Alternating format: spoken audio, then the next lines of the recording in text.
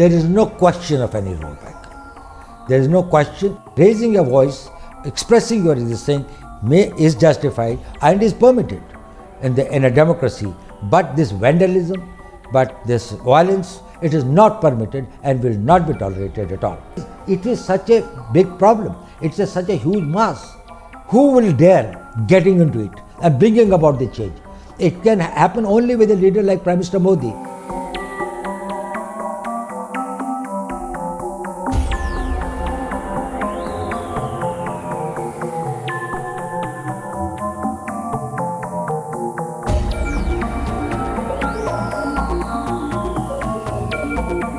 We must understand, security is a very dynamic concept. It cannot remain static. Security is only in relation to the environment in which we have to protect our national interests and in which we have to protect all our national assets. In this context, if we see, the whole world is undergoing a great change. The wars are changing their complexion. Increasingly, we are going towards a contactless war. We are also going towards a war against the invisible enemy. Technology is taking over at a very rapid speed. So what was good for yesterday is not necessarily good for tomorrow. जो हम कल कर रहे थे वही भविष्य में भी करते रहें तो हम सुरक्षित रहेंगे, ये संभव नहीं है. यदि हमें कल की तैयारी करनी है तो हमें परिवर्तित होना पड़ेगा.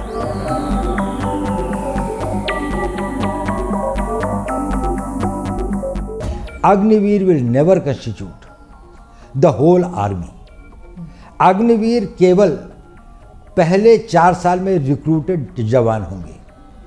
बाकी लोग जो होंगे जिनका की proportion एक बहुत बड़ा होगा, वो अनुभवी होंगे. They will be experienced, they will be trained and other. And these Agniveers, those who become the regulars eventually, will go through more intensive training, will acquire the experience, will become more battle worthy and more experienced over the period of time. So Indian Army at any point of time will have a large number of people who, though recruited as Agniveer, but had been specially selected for their suitability, for their fitness, for their agility, for their motivation and for their aptitude for the job, and also did not have that sort of the personal problems by which they would like to leave the army and settle for something which is more stable and a personal life.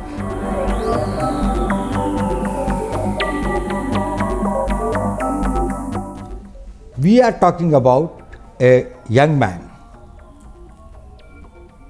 who is 22 or 23 years old, has done 4 years of service and now is in the market. Compare him with any other 21, 22 years old man who has not become Agniveer. This person has become disciplined. He has got the capability to work in a team. He has learned skills. He has developed the confidence and he is trainable. His mind and his vision, he has got an all India perspective.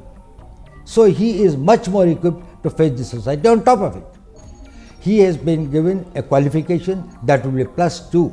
That makes him comparable with any other persons in his age group to which the others are joining. So there is no avenue that has been debarred or closed for him. इसके लिए वो सारे रास्ते खुले हैं.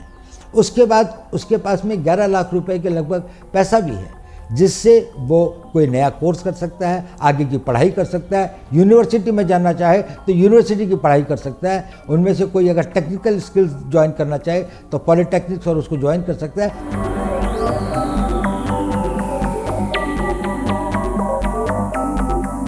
There is no question of any rollback. There is no question. Let me tell you one thing. This is not something which is a knee-jerk reaction which has come overnight. This has been being debated and discussed for decades.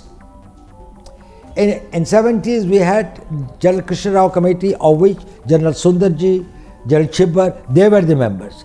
They talked about reorganization and reforming of the army, including the manpower policy, technology and others. So you're talking 40 years back? No, not only that. It is not only 40 years back. Then there was this thing of the Arun Singh Committee report in 1989. Then there was a group of ministers, this thing. Arun Singh Committee would be 30 years then. So what you're telling me is systematically there have been... No. Every time it was being felt, there was this thing of the Subramanian Committee report, the Kargil Committee report. So again, that is 30 years. Again, they said, then there was a group of ministers report. And then all these consistently had a refrain, go for a young army.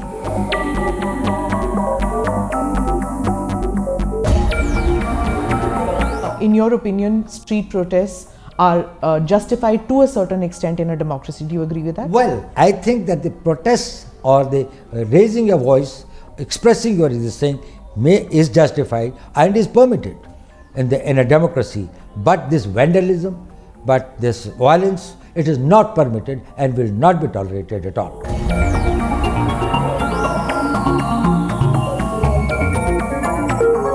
While everybody realized that it was necessary, nobody had the will and the ability to take the risks. I'll tell you an example.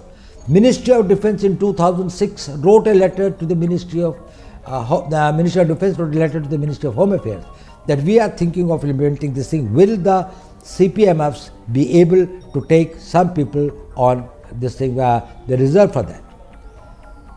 Home Ministry gave a reply to the Defence Minister's letter that we are forming a committee under the Director General BSF to examine the matter. That committee's report has never seen by anyone. That letter of the Defence Minister was never sent back. Defence Minister never sent any reminder. It is that So when was this? It was in 2007. The letter was sent in 2006 and 2007 the committee was formed. So this is bureaucracy going round and round. No, it's not a bureaucracy. It was a political will. That is, it is such a big problem. It's such a huge mass. Who will dare getting into it and bringing about the change? It can happen only with a leader like Prime Minister Modi, who will say that if this is in the national interest, if this will make India strong and secure, then no risk is big enough, then no cost is high enough. Even if it is a political cost, I will pay it.